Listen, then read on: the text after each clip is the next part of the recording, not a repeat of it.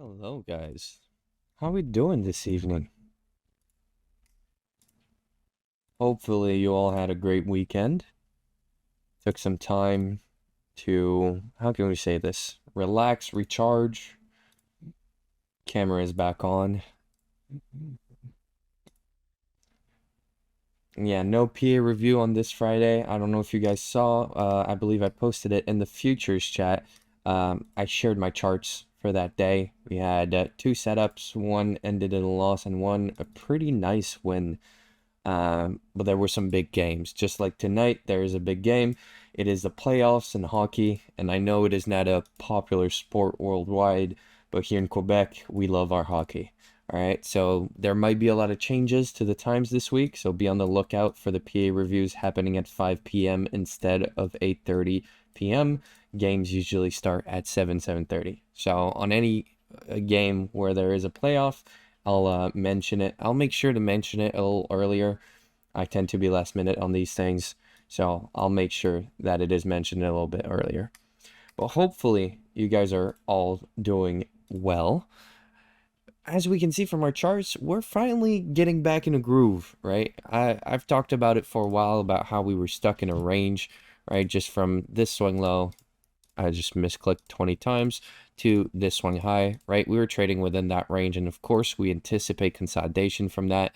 And we were seeing very volatile times. Now that that has died down a little bit, we're still very volatile if we compare to average ranges, right? We're seeing 4% days consistently, where we used to see 2% days as a bigger thing, right? As a big thing. So I always refer to data in times where it's very volatile. I like to use filters for range above average. So if you guys are Rice Statistics users, you might have seen we have some range filtering that you can simply select above average. That's what I like to do. So I wanted to give that a little shout out. As per specifically what we see on our chart, you might have seen I brought in the monthly highs and lows and the monthly open. Now, usually on the first week of every new month, we'll do our monthly outlook, right? Our monthly statistical outlook.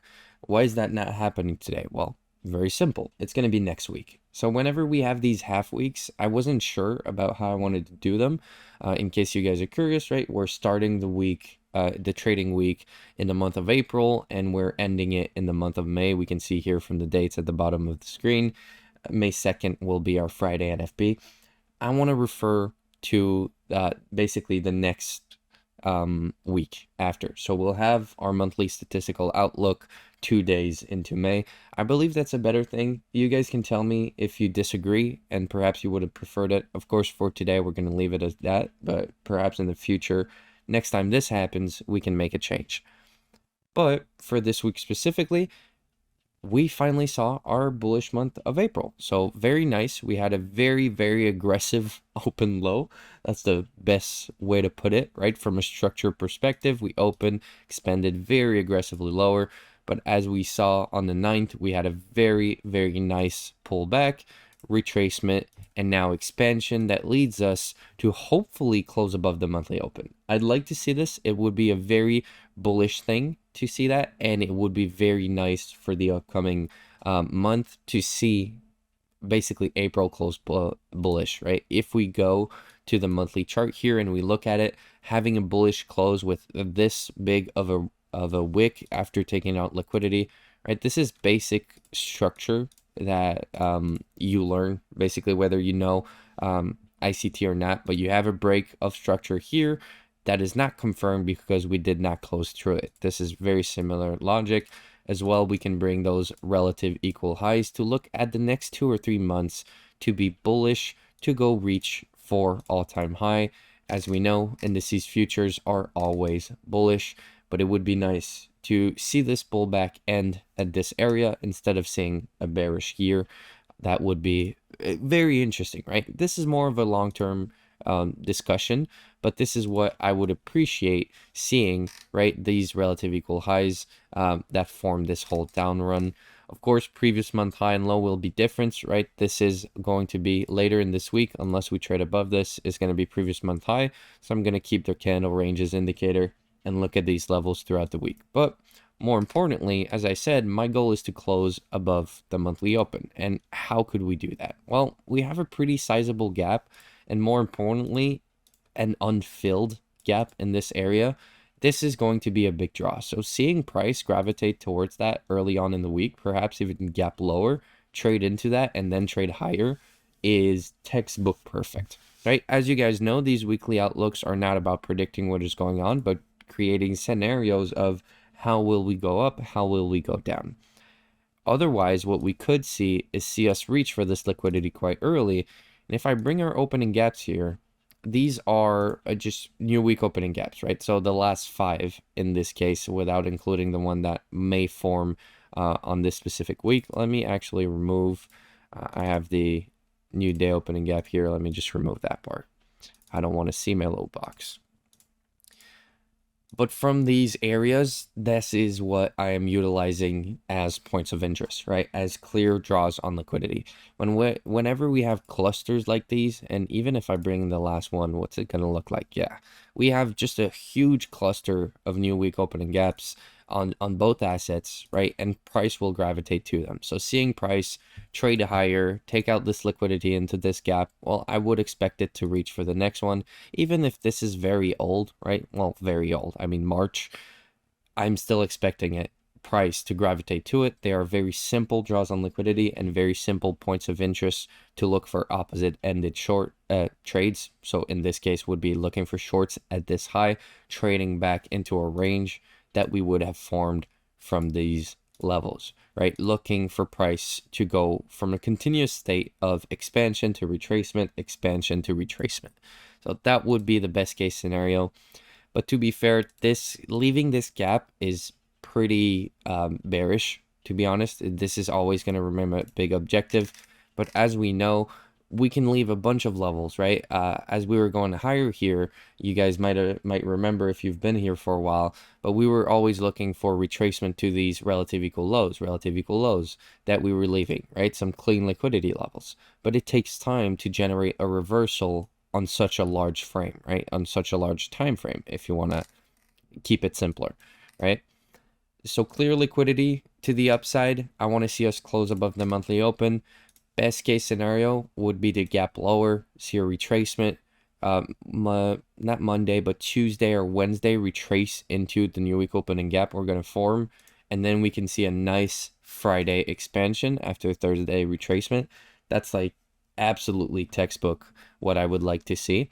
Now, is that absolutely what we're going to see? No, we have a chance to just keep going higher off this run, right? Even though we reached important points in liquidity, we could still continue towards this level, perhaps even this level, and then our Friday might be an NFP short, right? Had a little bit of stuttering there.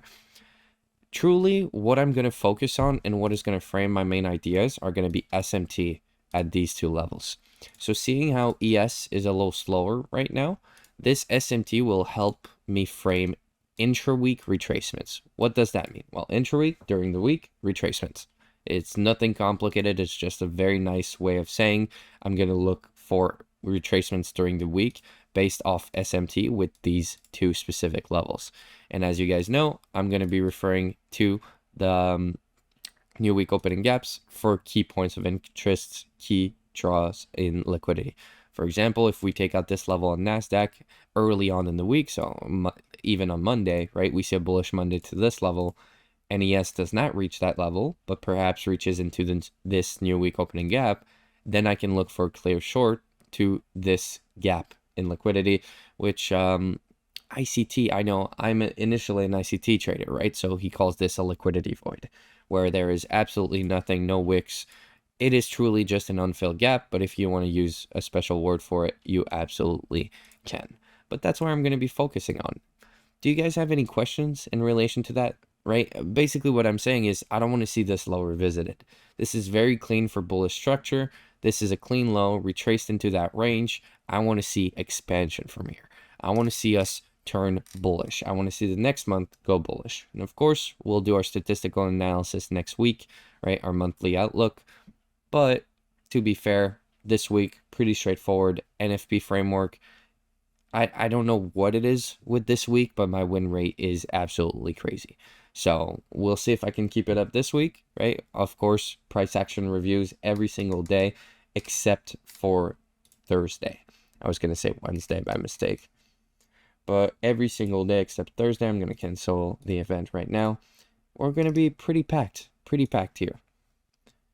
And I'm not seeing any of you guys type, so I'm guessing it was all clear, right? We did go over a bunch of different things here, but overall, it's very, very simple. Monday will give us a direction for the rest of the week. If we start going lower, I'm going to expect a Wednesday reversal, perhaps even the Thursday reversal to go higher. If we go higher first, I'm going to look for intraday retracements. Ready for this week? That's what I love to hear. Nice to see you in here so much, Echo. Hopefully everything's going well on the school side and you're learning. Probably a lot of questions as you start, right? But one day at a time. All right, well, as you guys know, these outlooks are pretty quick. It's pretty nice that we've been able to do it in 11 minutes so far. Going to be a quick YouTube video. And that's also what I'm going to be trying to do for price action reviews. Try and keep them around the 20-25 minute mark. I'm going to prepare in advance the things so that you guys aren't stuck with me for 40 minutes and no one wants to watch. Well, apparently people do because they watch it, but I feel like 40 minutes of pure content is a little long. You don't need all the finding and looking for things. Many thanks and good luck for the week ahead. I appreciate that, brother. To you as well, to all of you guys, good luck in your trading. And we'll see each other tomorrow night for first price action review of the week. All right. You guys have a great night. Talk soon.